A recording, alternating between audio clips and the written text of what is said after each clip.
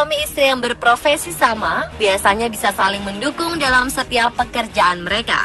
Namun bagaimana jika pasangan itu sama-sama pembunuh berantai?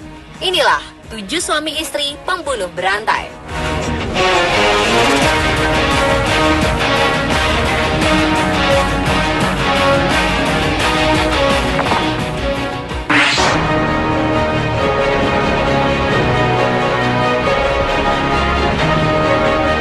Pasangan pertama merupakan warga negara Kanada.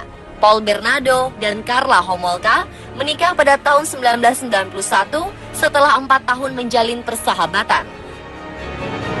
Untuk melancarkan rencananya, Karla menggunakan campuran alkohol agar Tammy, adiknya yang masih berusia 15 tahun, terbius dan tak sadarkan diri. Setelah itu, Paul dengan leluasa memperkosa adik iparnya sendiri. Malam harinya, Tammy meninggal dunia karena overdosis. Dengan usaha yang penuh hati-hati, kedua pasangan ini lolos dari kecurigaan polisi dan keluarga. Tidak berhenti sampai di situ saja, pasangan ini kemudian melakukan pembunuhan 2 gadis lain yang bernama Leslie Mehavy dan Kristen French yang sebelumnya diculik dan diperkosa. Polisi akhirnya menaruh curiga dan berhasil menangkap Paul setelah menemukan DNA miliknya pada tubuh para korban. Karena pembunuhan ini, Paul dijatuhi hukuman seumur hidup, sedangkan Karla dihukum penjara selama 12 tahun.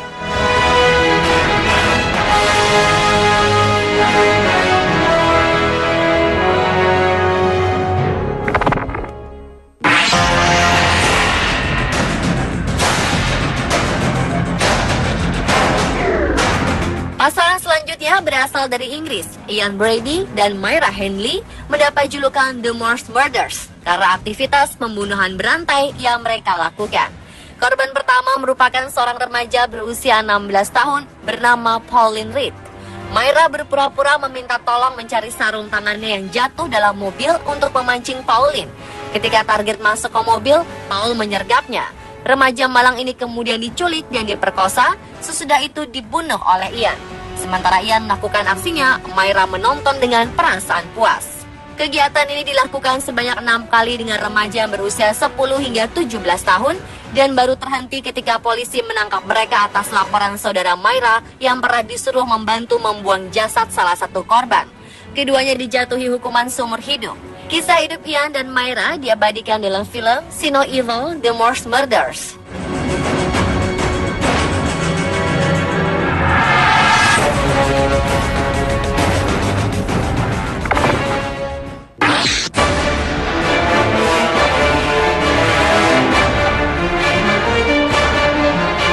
Gerard dan Charlene Caligo termasuk pasangan yang biasa-biasa saja. Namun ternyata di balik kehidupan mereka yang biasa tersimpan sebuah kebiasaan yang membahayakan para remaja. Mereka menculik para gadis remaja untuk diperkosa dan akhirnya dibunuh. Charlene yang selalu menuruti Gerald dengan patuh disuruh memancing para korban untuk masuk ke dalam mobil dan diculik. Setelah seorang remaja terperangkap dalam mobil mereka, Gerald pun memperkosanya. Setelah itu mereka membunuh para korban untuk menghilangkan bukti. Kebiasaan ini berlangsung beberapa tahun hingga korban mencapai 10 remaja. Satu di antaranya adalah pria yang merupakan pacar dari salah satu korban. Pembunuhan mereka akhirnya berakhir ketika salah satu teman korban berhasil mencatat plat nomor mobil pasangan pembunuh ini dan melaporkannya ke polisi. Setelah tertangkap, Charlene dijatuhi hukuman penjara 16 tahun, sedangkan Gerald dijatuhi hukuman mati. Namun Gerald tidak sempat menjalani hukuman mati karena meninggal di penjara akibat penyakit kanker.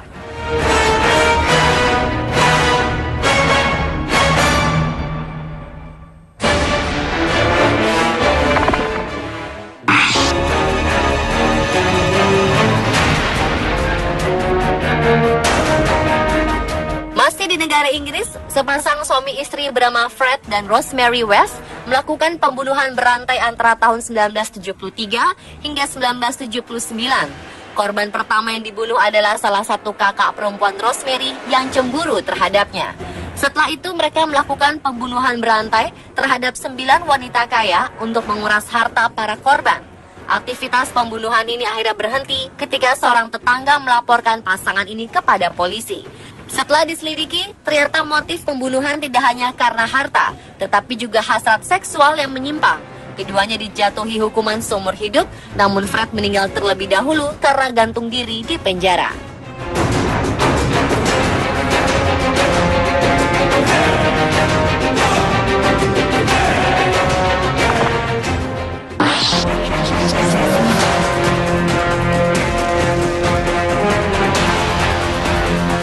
Pasangan selanjutnya adalah suami istri yang masih berusia remaja. Charles Starkweather dan Carol Ann mulai melakukan perbuatan tercela ini setelah Charles terlebih dahulu membunuh kedua orang tua Carol Ann karena tidak menyetujui hubungan mereka. Jasad orang tua malang itu kemudian disembunyikan di perkarangan rumah. Setelah seminggu, mereka kabur dan melakukan kawin lari. Setelah menikah, Charles mengajak Carol untuk merampok dan memperkosa remaja-remaja. 11 orang berhasil dibunuh dan diperkosa oleh kedua remaja ini. Perbuatan mereka akhirnya diketahui polisi setelah mereka ditangkap setelah bertengkar di jalan. Charles dijatuhi hukuman mati, sementara Carol dihukum penjara seumur hidup, tetapi dibebaskan 20 tahun kemudian karena berkelakuan baik.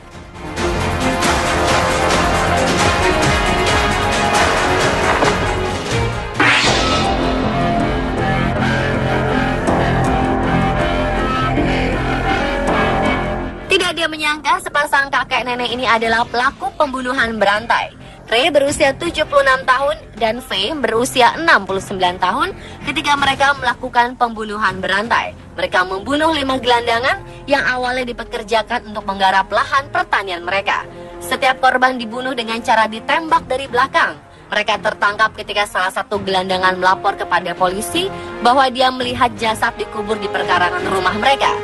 Faye bersumpah bahwa dia tidak mengetahui hal tersebut dan mengatakan bahwa suaminya lah yang membunuh.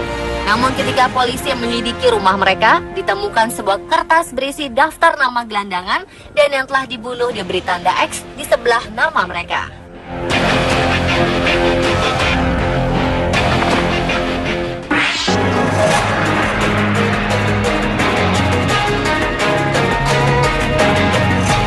Pasangan terakhir adalah Judith dan Alvin. Ketika bertemu, Judith sudah mengetahui bahwa Alvin adalah pencuri mobil.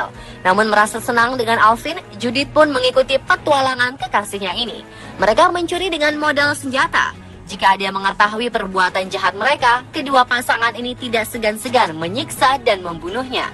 Seorang gadis berusia 13 dan 22 tahun menjadi korban mereka.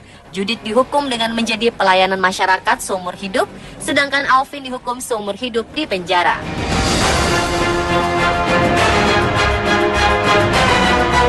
Pemirsa, itulah 7 pasangan suami istri pembunuh berantai versi on the spot. Pasangan bukan saja bisa membawa kekasihnya ke jalan yang benar, tetapi juga bisa menjerumuskannya. Jadi, berhati-hatilah dalam memilih pasangan hidup.